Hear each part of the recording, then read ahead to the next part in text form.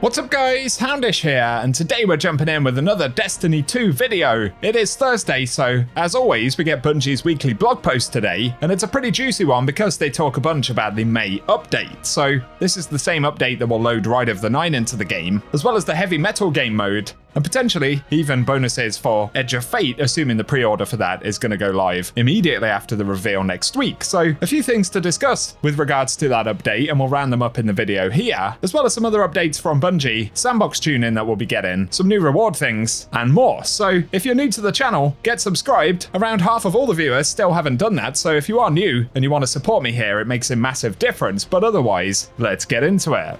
Initially today, something to touch on. Of course, there's been a community puzzle taking place all week. That includes the original chess puzzle and a secondary part which reveals a QR code that actually leads to an interesting website where we can mess around with inputs and get responses from the AI. It includes Easter eggs for Marathon, Halo, and Destiny, specifically release dates for those bits of content, as well as various Easter eggs and references to historic Bungie lore. So it's pretty cool, worth playing around with and checking out. I'll link some threads related to it down below. But an additional component revealed via this ARG is an emblem that all players can unlock, and this is called Secret Signal. So you can see the code for that on screen. That can be redeemed to your account via the redeem page on bungie.net. So the links for that are down below. Additionally though, the ultimate solution for the chessboard was discovered earlier today by Mr. Ruffle Waffles. I have made a separate video about this, but it unlocks us some pretty cool rewards. Of course, a bit of grind involved in collecting chess pieces and inputting solutions, but if you want a guide on how to do all of it, ultimately we can unlock an exotic ship, which is a really cool one for this episode, as well as a Taken-themed shader and emblem, and some other materials including Curio of the Nines. So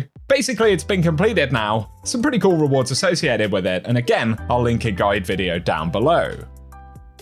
Next up though, we get onto the TWID, and Bungie naturally speak about the puzzle that's just been solved. On top of that though, they refer to the reveal that we'll get next week for Edge of Fate. They say they plan to cover many of the changes coming to Destiny 2 this summer, the new expansion, its campaign, major changes coming to many core and structural systems throughout the game, some of the new rewards you'll be earning, and again that will be on May 6th at 10 AM Pacific time, as we reveal not only the next expansion for Destiny 2, but also the new year of content, and those who tune into the stream for 15 minutes with a Bungie account connected to Twitch will receive this new emblem, so that'll be a cool one for anyone who fancies it, and of course the reveal in general should be pretty exciting. Next up though, Bungie also preview new rewards coming with the update next week, so on top of the updated Prophecy, Spire of the Watcher, and Ghost of the Deep weapons, which Bungie say they won't spoil in terms of perks right now, there will be new weapons coming to Iron Banner, Trials, and the Nightfall. So firstly, for the Iron Banner, we'll get Nature Reclaimed, which is a new solar lightweight scout rifle, and they say the first column can get Killing Wind, Outlaw, Heel Clip, Lone Wolf, then Rapid Hit or Shoot to Loot, with the second column able to get Desperate Measures, Kill Clip, Incandescent, Precision Instrument, Box Breathing, Explosive Payload, and it will get the Iron Banner Origin trait. So looking forward to that one. We'll also see the return of the Inquisitor for Trials. So this is an Arc Precision Slug Shotgun from the Soros Foundry, and column 3 can get Envious Assassin, Lone Wolf, Offhand Strike, Loose Change, Perpetual Motion, Slide Shot, and Threat Detector, with column 4 able to get Bait and Switch, Closing Time, Cascade Point, Fragile Focus, and then Jolting Feedback, Opening Shot, or Precision Instrument. So cool that that one will be re-added. Finally though, there will be a new Nightfall weapon, which is the Cruel Mercy, an Arc Heavy Burst Pulse Rifle from Armalon. So in terms of perks here, column 3 can get Dragonfly, Demolitionist, Eddy Current, 4th times the Charm, Keep Away, and Lone Wolf. Then column 4 gets Jolting Feedback, Adrenaline Junkie, Head Seeker, Frenzy, Kill Clip, or Desperado. So give us your thoughts on those. Certainly going to be worth checking out. They say Nature Reclaimed will first be available starting on the 20th of May when Iron Banner returns. Then for Inquisitor and Cruel Mercy, they say for the duration of Ride of the Nine and until Edge of Fate launches. These will drop as additional rewards when you finish a Trials match or a Nightfall activity, and that includes their Adept counterparts, so that's cool. Trials will be back on May 13th. And they say Lotus Eater will be featured from GM Nightfalls next week, and for every one that we get dropped, we'll also get a Cruel Mercy Adept dropped. So that's cool, it's going to make Nightfalls worth farming next week for sure. And give us your general thoughts on those weapons. Also glad that Lotus Eater will finally drop again, albeit on an otherwise busy week with the update, so good to have the information at the very least. Then, Bungie talk about sandbox changes coming in this update. So they say Crucible only initially, and for Prismatic Supers, they're reducing the Prismatic specific super cooldown penalty from 10 to 5% in Crucible. Then for scatter grenades, they're reducing the scatter grenade damage versus players by 15%, and for the hunters on the prowl aspect, they're reducing PvP prey finding range from 45 to 25 meters, that's quite a big change, and the PvP hunt time will go from infinite to a limit of 15 seconds, so reasonably big adjustment there.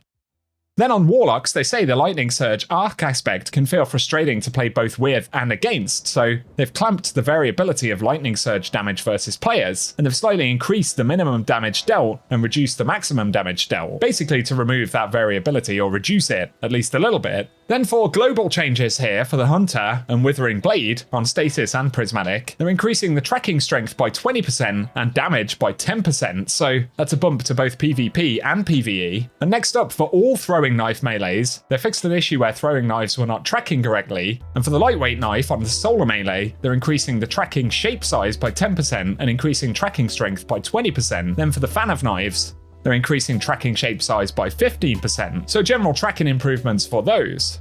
Back to on the prowl though, they say assassinations will now provide an instant bump of ability energy instead of doing it over time, which will make it easier to loop in PvE, so they're reducing the prey finding cooldown from 0.5 to 0.1 seconds, and ability energy is now granted instantly instead of over time. Then for Warlock Lightning Surge, they've slightly increased the follow-up melee suppression time after Lightning Surge to match Shoulder Charge and other similar abilities. So those sound good. They do talk about pulse rifles though, and Legacy Frame, the origin trait, and they say it now reduces ADS damage fall-off scalar by 0.1. And this reduces the Battler and Redrix's S-Stock ADS damage fall-off scalars from 1.7 to 1.6, which matches high impact pulses, but they have increased the BXR Battler's airborne effectiveness stat at the same time, so share your thoughts about that, it sounds like a reasonably mild nerf. Then for rapid fire pulse rifles, they're increasing base damage from 14.5 to 15 and increasing precision damage from 27.6 to 27.8. For heavy burst hand cannons though, they're increasing the ADS damage fall-off scalar from 1.5 to 1.6, which should allow them to push into the mid-range a bit more effectively. And for the Judgment hand cannon, or adaptives, of course with Judgment returning, they want to make it more competitive, so the magazine size is increased from 9 to 11, reload increases from 40 to 45, and handling goes from 42 to 55. So a reasonably juicy change on that one. But for the last couple of weapon-related changes, for high-impact auto rifles, body shot damage goes from 23 to 24, and critical hit damage goes from 41.4 to 43.2. So high impact's getting a bit of a buff there, and for precision autos, they're increasing base damage by 3% and reducing the precision damage scalar slightly to offset that. Overall though, still sounds like buffs for those two archetypes. On adaptive SMGs though, they're increasing the ADS damage fall-off scalar from 1.4 to 1.5 times for some slight additional range, and then finally for shotguns and heavy burst slugs, they're increasing damage by 8% across the board. There are, however, some adjustments for a couple of weapon perks, so for One Quiet Moment, it now has 2 stacks, one that activates after 1 second of being out of combat for 50% of the bonus, and the other will be at 2 seconds. For Alacrity though, they say it currently has nearly 0 uptime in non-Trials Crucible playlists, so they want to give it some additional utility, and it now activates at reduced effectiveness whenever a teammate dies, and reaches maximum effectiveness when 2 or more teammates are currently dead. They also point out that descriptions for some of these items will be updated in a later release, so we're going to get behavioral changes that aren't necessarily outlined on the perks tooltips. But next up, Lord of Wolves, and they talk about it being an absolute beast within PvE. They say with Ride of the Nine arriving soon, it's time to rein it in, so they're reducing hipfire damage in PvE by 30%, which overall will be quite a big change for that weapon. Then on the Risk Runner, they're increasing zoom from 13 to 14, which will bring it closer to the performance of adaptive SMG changes. Then for Truth and Two-Tailed Fox, they're increasing the amount of ammo picked up from ammo crates in Crucible from 1 to 2. Then on the Alethanim, creating a special ammo brick will now only cost 50% energy, and they've reworded the trait description to be a little less confusing. Then we get to Finality's Augur, and they say we've added some quality of life changes that should make using the weapon an overall smoother experience. So they're increasing the duration that a target is painted to match the duration of the turret, and the environmental damage marker now marks additional targets that enter the zone after its initial creation. Plus, it now grants an automatic reload from reserves after deploying a turret, and they've reduced reduced the turret's self-damage by 85%, so that's pretty huge, as well as increasing the turret's outgoing damage by 10%. So a nice initial change there for Finality's Orga, and give us your thoughts down below. For Radiant Dance Machines though, they don't outline a specific change, but they have said long term, we want to investigate moving 2 inputs to be more equal in terms of hip firing efficacy at base. But for now, they're going to significantly reduce the benefits granted by Radiant Dance Machines, and they believe these values will still allow players to engage in hipfire combat. So changes are coming for Radiant Dance Machines, and interestingly, they're adding some of the functionality of Radiant Dance Machines to other classes' exotics. So for Lion Rampant on the Titans, they've added the accuracy and range hipfire bonuses from Radiant Dance Machine for primary ammo weapons only, and these hipfire benefits are always active, not just when airborne. And the plus 50 airborne effectiveness bonus is now always active, not just when you're firing from the hip. So that's interesting. Then for Warlocks, they're adding it to Lunafaction Boots, so